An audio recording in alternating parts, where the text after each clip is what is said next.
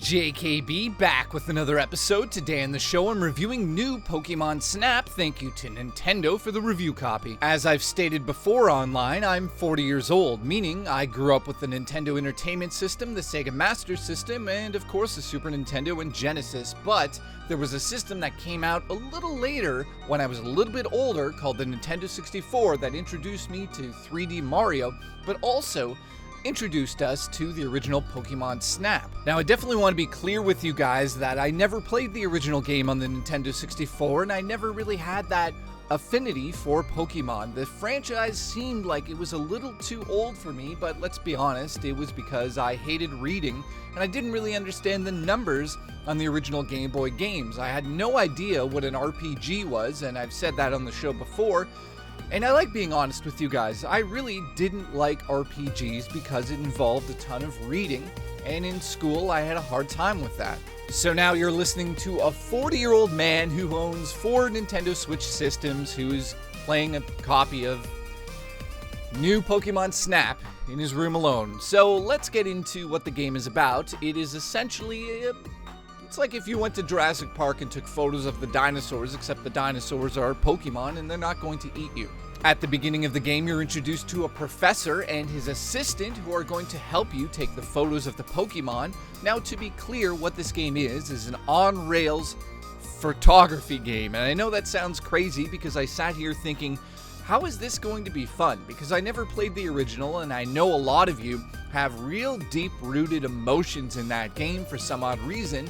And now, after playing this, I understand why you loved it so much. I feel like it's a Nintendo property that can get away with this. The idea of just taking photos of Pokemon flying around you and goofing around in the environment seems like a game only Nintendo could make enjoyable, and at the end of the day, it is enjoyable, and it's one of those games I think we definitely need at this time in our lives, especially when I'm having a nervous breakdown. As for the gameplay mechanics, you're on rails. This means you don't really control which way you're headed, however, you can control some of the pathways that you get further into the game.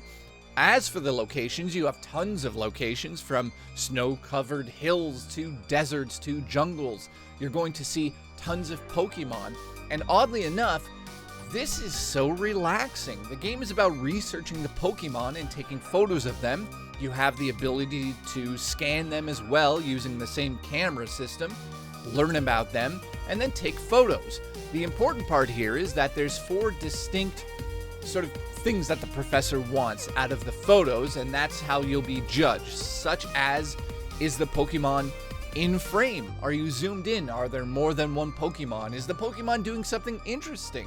Well, that's where you can interact by throwing food on the ground, or sometimes the scanner will startle them and cause them to do a little bit of an animation, and you want to get right in there and get that good photo, because at the end of the track, you'll be showing the professor, and he'll be looking at your photos and judging them, and that's where you'll get your points. As you get deeper into the game, you'll use your experience points that the professor gives you for your photos to unlock a bunch of stuff that's kind of meaningless in the game, like avatars for your character and, stuff like that. But of course, you'll unlock new areas to go back into and new areas to explore. Overall, the game is very repetitive because you will be going over the same track over and over and over. It's the Pokemon that will switch up their animations and do interesting things in the environment based on how you interact with them.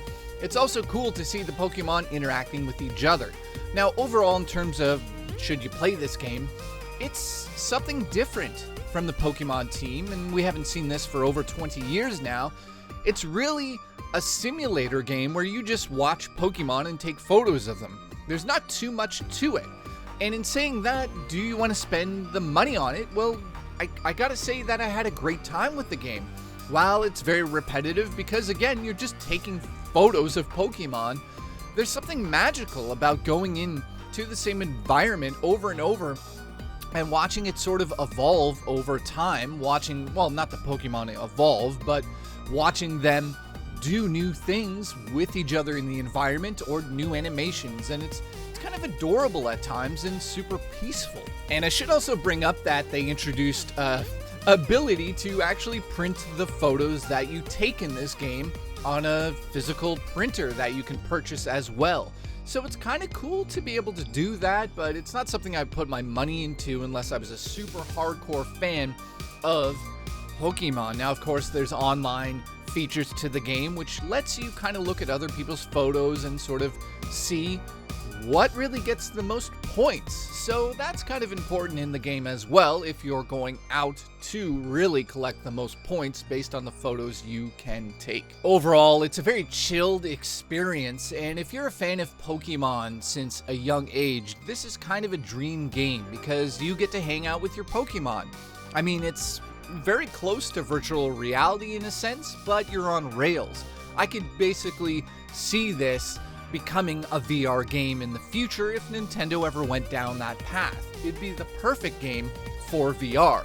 In closing, I think you should pick up the game if you're a huge Pokemon fan.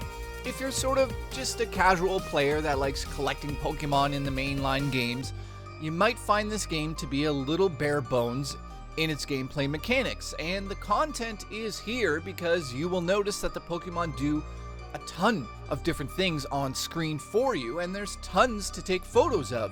So it's going to come down to, do you have the money? Do you want to spend it on something relaxing that's on your Nintendo Switch? If you do, this game is definitely for you if, again, you're a huge Pokemon fan. If you're a casual fan, you might get a kick out of it here and there, but I feel like you might be slightly disappointed because you're not catching them, you're just taking photos. Overall, I'm going to give new Pokémon Snap an 8 out of 10. Thank you so much for watching, and I'll see you in the next episode of JKB.